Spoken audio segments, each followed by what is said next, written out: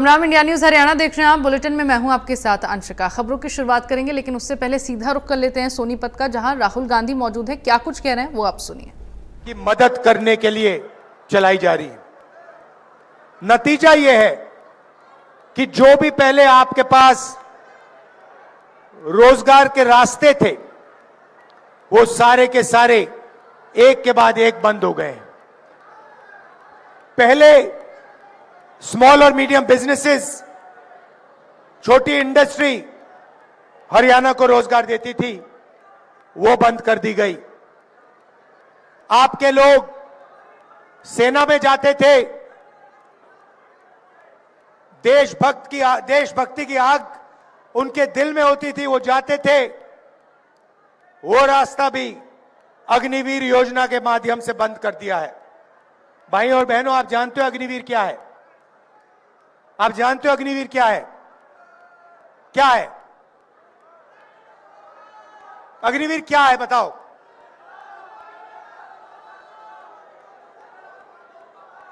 मैं आपको बताता हूं। अग्निवीर हिंदुस्तान के जवान से उसकी पेंशन, उसकी कैंटीन और उसका शहीद का दर्जा चोरी करने का तरीका है। यह योजना इसीलिए बनाई गई है कि हमारे जवानों को पेंशन ना देनी पड़े, उनके परिवारों को कैंटीन ना देने पड़े, और जब वो शहीद हो तो उन्हें शहीद का दर्जा ना देना पड़े। पहले पब्लिक सेक्टर हुआ करता था, सरकारी फैक्ट्रियां हुआ करती थी, वो सारी की सारी बंद कर दी गई हैं, प्राइवेटाइज कर दी गई हैं। जहां भी आप देखो आपको अदानी, अंबानी नाम दिखाई देगा। अग्निवीर योजना की जवानों से उनका पैसा छीना, मगर लक्ष्य अदानी डिफेंस को हिंदुस्तान का डिफेंस बजट पकड़ाने का था। आप इंटरनेट पे जाइए, गूगल सर्च कीजिए, उस पे आप लिखिए अदानी डिफेंस। मीटिंग के बाद आप करना, और आपको दिखेगा चमकता हुआ वेबसाइट, उसमें अलग अलग हथियार दिखेंगे, राइफल, पिस्टल, कारतूस, तोप, ड्रोन्स, उस वेबसाइट पे सारे के सारे दिखेंगे। मगर सच्चाई यह है कि अदानी उनमें से एक भी चीज नहीं बनाता है। वो सारे के सारे हथियार विदेशी कंपनियां बनाती हैं। ड्रोन इजराइल की कंपनी बनाती है, हथियार इजराइल की कंपनी बनाती है। नरेंद्र मोदी जी सिर्फ अदानी को डिफेंस का कॉन्ट्रैक्ट देना चाहता है, इसीलिए विदेशी कंपनियों के हथियारों के ऊपर अदानी का लेबल लगता है। एक तरफ जवानों से उनका पेंशन छीना जाता है, उनका शहीद का दर्जा छीना जाता है, उनकी ट्रेनिंग कम की जाती है, और दूसरी तरफ वही पैसा सीधा अदानी के जेब में जाता है। यहां पे ड्रग्स की इशू है। सब लोग जानते हैं हरियाणा में कि ड्रग्स फैलता जा रहा है, फैलता जा रहा है। मोदी जी से मैं पूछता हूं, जब आपके मित्र अदानी जी के मुद्रा पोर्ट में हजारों किलो हेरोइन पकड़ा गया, तो आपने इसके बारे में क्या कार्रवाई की? कितने लोग जेल भेजे? किसको आपने जेल भेजा? यहां आप अपने भाषण में बताइए, हरियाणा की जनता को बताइए। जब मुद्रा पोर्ट में, अदानी के पोर्ट में हजारों किलो ड्रग्स मिलता है, तो नरेंद्र मोदी जी, गुजरात की सरकार कोई कार्रवाई नहीं करते। अमेरिका गया, अमेरिका में हरियाणा के युवाओं ने मुझे फोन किया, कहते राहुल जी, हरियाणा में हमारा कुछ नहीं बचा, इसलिए हम अमेरिका भाग के आए हैं। आप आइए, हमसे मिलिए। डैलस में जाके मैं मिला, छोटे से घर में, एक कमरे में 15-20 लोग रहते हैं, हरियाणा के युवा रहते हैं। मैंने उनसे पूछा, भाइयों आप यहां क्यों आए? वही जवाब जो आज मुझे यात्रा में मिला, राहुल जी हरियाणा में हमारे लिए कुछ नहीं बचा। एक तरफ महंगाई है, दूसरी तरफ बेरोजगारी। मैंने पूछा, भाइयों अमेरिका जाने के लिए कितने पैसे लगे? कहते हैं 35 लाख से 50 लाख रुपए लगते हैं। कैसे गए राहुल जी?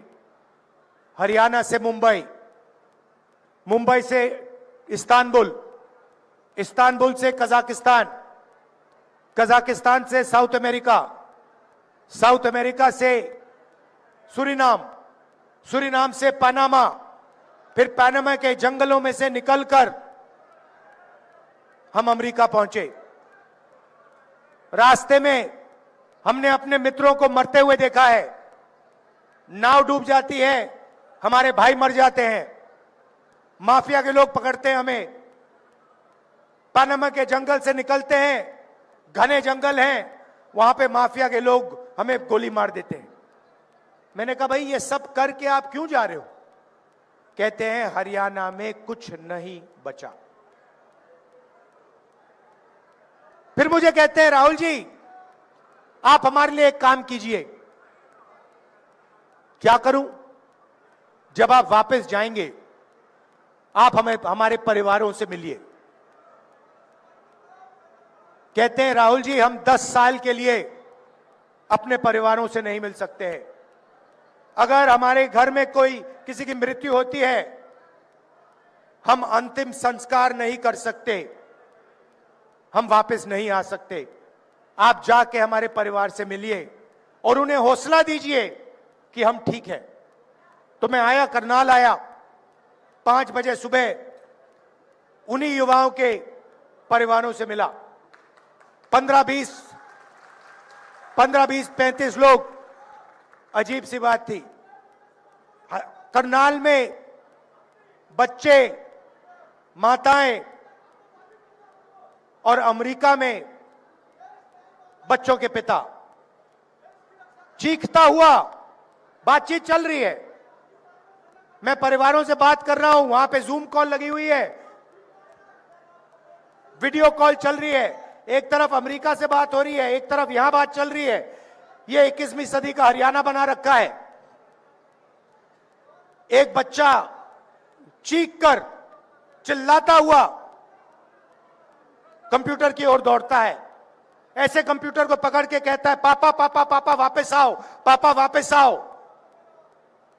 पापा जो रोना चाहता है वो मुस्कुराता है और कहता है बेटा घबराओ मत, मैं कुछ ही दिनों में वापस आऊंगा।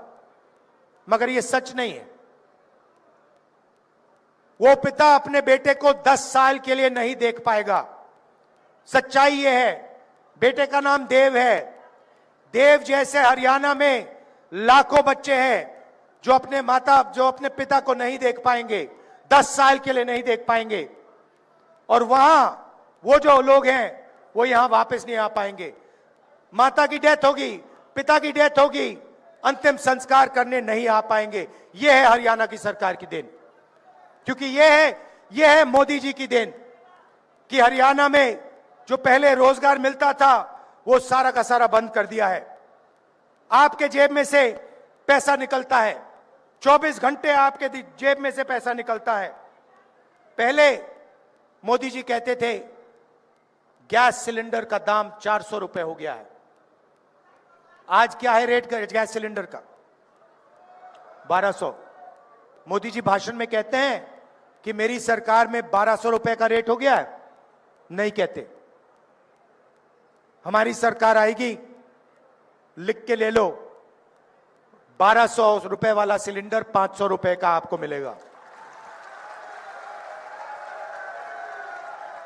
मतलब 700 रुपए जो आज आप गैस सिलेंडर में एक्स्ट्रा दे रहे हो, वो 700 रुपए हम आपके जेब में, आपके बैंक अकाउंट में वापस डालेंगे। 2000 रुपए हर महीना, पहली तारीख को हर महीना हरियाणा के महिलाओं के बैंक अकाउंट में मिलेगा। तो महिलाओं के लिए वहीं 2700 रुपए हमने हर महीना महिला के लिए वहीं बचा दिए। उसके बाद हरियाणा में आज किसान धान बेचने की कोशिश कर रहे हैं, सरकार खरीद नहीं रही है। और हरियाणा के सारे किसान जानते हैं कि हरियाणा में उन्हें धान के लिए, गेहूं के लिए, शुगर केन के लिए सही दाम नहीं मिलता है। जैसे ही हमारी सरकार आएगी, सबसे पहला काम, ये जो आपका धान सरकार नहीं खरीद रही है, इसको खरीदने का काम हम पहले दिन से शुरू कर देंगे और गारंटी करके हरियाणा के किसानों को हम मिनिमम सपोर्ट प्राइस देने जा रहे हैं।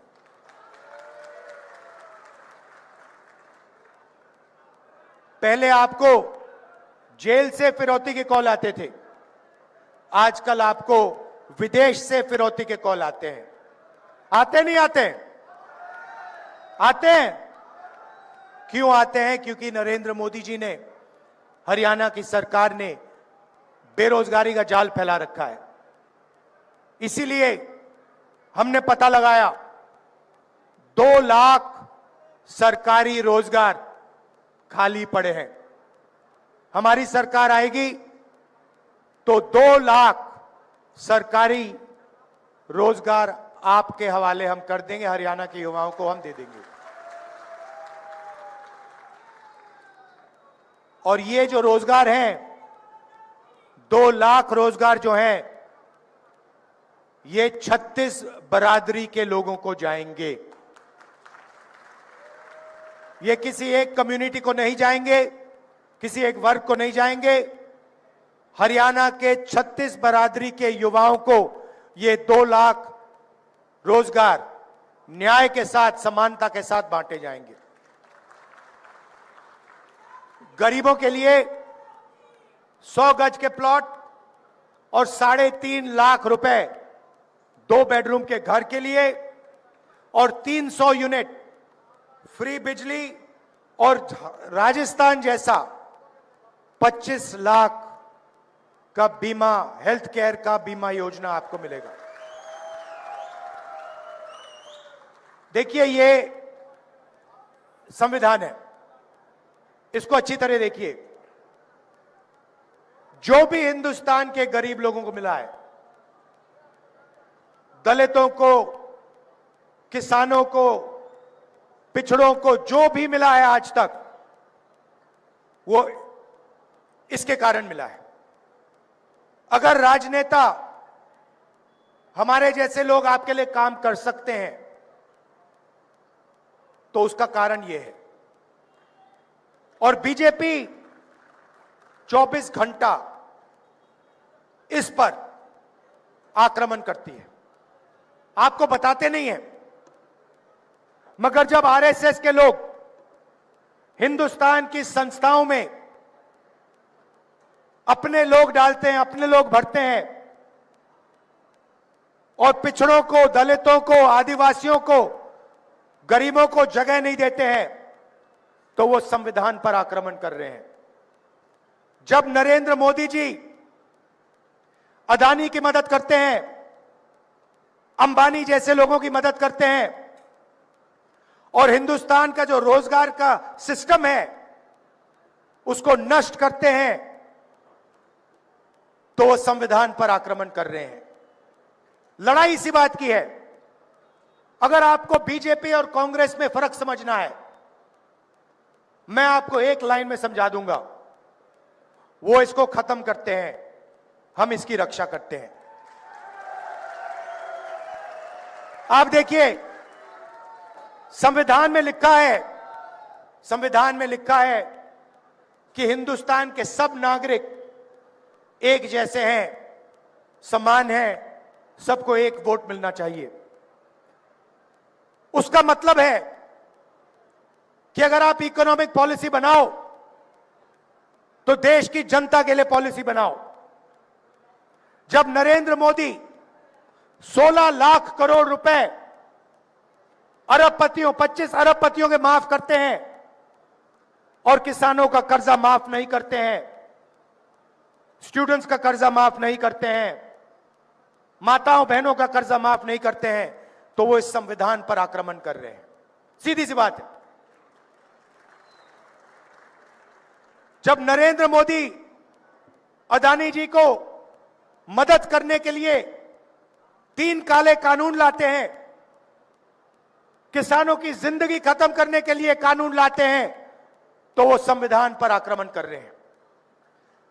जब नरेंद्र मोदी जी का चेहरा आपको 24 घंटा टीवी पे दिखता है, अदानी अंबानी की मीडिया जब 24 घंटा उनका चेहरा आपको दिखाते हैं, तो आपको पता लग जाना चाहिए कि इस संविधान पर आक्रमण हो रहा है। आपने कभी मीडिया में किसान का चेहरा देखा है, मजदूर का चेहरा देखा है, गरीब कारीगर का चेहरा देखा है? ना। क्यों नहीं? क्या इस देश में सिर्फ अरबपति और नरेंद्र मोदी हैं? मीडिया में आपने किसी गरीब व्यक्ति की शादी होते हुए देखी है? देखी कभी? अंबानी की शादी देखी आपने? आपको मालूम है कि अंबानी जी ने अपनी शादी में हजारों करोड़ रुपए खर्च किए। यह किसका पैसा है?